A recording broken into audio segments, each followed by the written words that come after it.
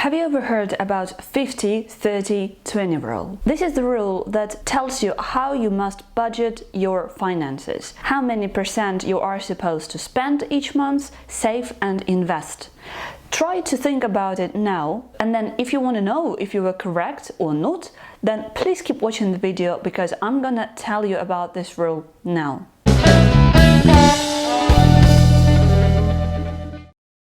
Hello guys and welcome back to my channel. My name is Anastasia. On this channel I talk about investing and especially investing for beginners. In today's video I'm gonna tell you about 50-30-20 budgeting rule. In general I hate different rules and theories because they never work. They are made for an average person and they don't include our individual preferences and personal financial situations. So in this video I'm gonna tell you about the general rule, how it's supposed to be, and then we will look at practical numbers, and how these numbers look we will see whether this rule can actually be used in our everyday life in the UK based on our average bills and average earnings. If you get anything out of this video, if you find it interesting or useful, then please click the like button below and also consider subscribing to my channel so that you don't miss the future videos that I'm going to record. Also, if you have any thoughts that you would like to share with us, then please leave them in the comment section below this video. Thank you. So here we go.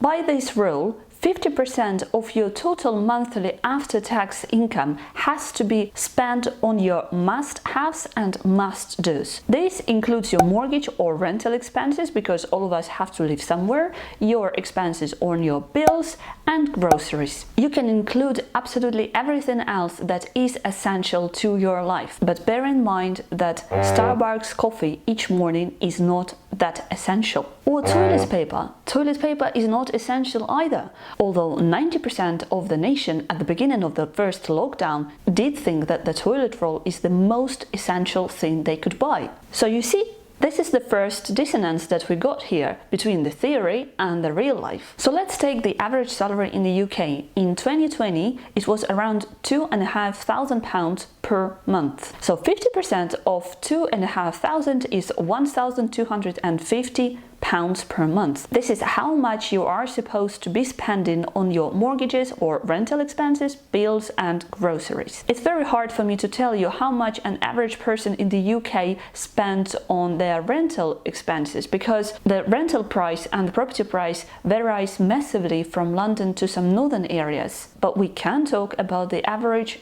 UK groceries bill. By the way, did you know that Sainsbury's nowadays has a lot of products that they priced matched to the prices of Aldi, which makes our calculations even more precise. So on average, a weekly spend on groceries of an average household of the UK, which consists of 2.4 people,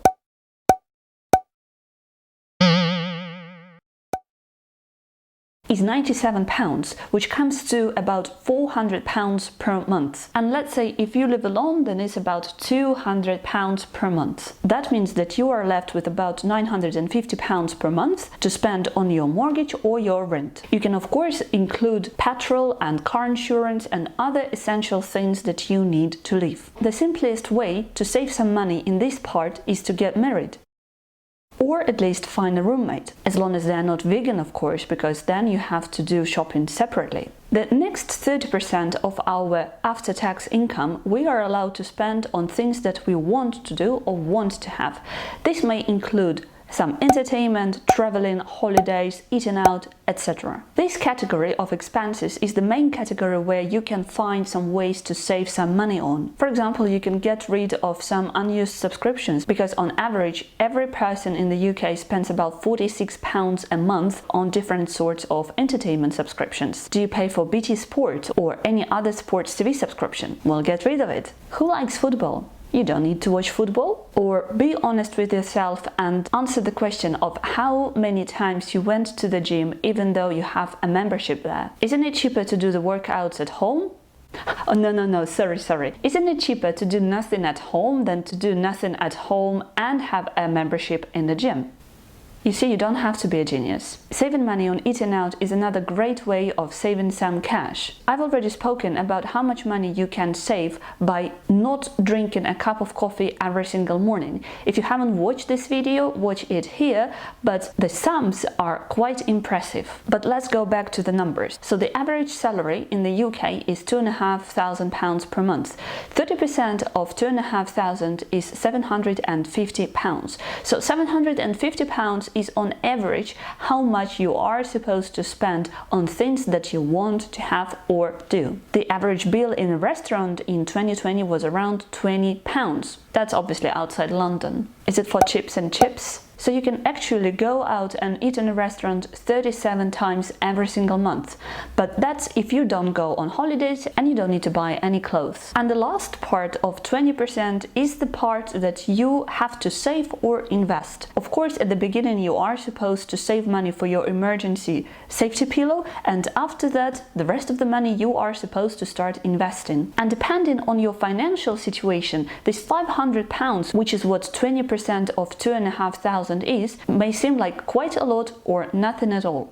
So if we assume that you invest £500 a month into an S&P 500 fund for 20 years and you use a compound interest, this £500 a month will actually come up to £260,000 at the end of your investing term. So let me know in the comments if this theory sounds like a very realistic one for you in your financial situation. I'd be really interested to know, because to me it seems quite realistic as long as you are married, you don't order lobsters every single night you go out for dinner, you don't travel at all, and you wear the same pair of shorts for the next 20 years. And then in 20 years you will end up having £260,000 and loads of unrealized dreams. Anyway, in one of my next videos I'm going to tell you how I budget my finances and whether this theory could work in my life situation or not. And if you don't want to miss that video, then of course subscribe to my channel. Thank you very much guys for watching me today.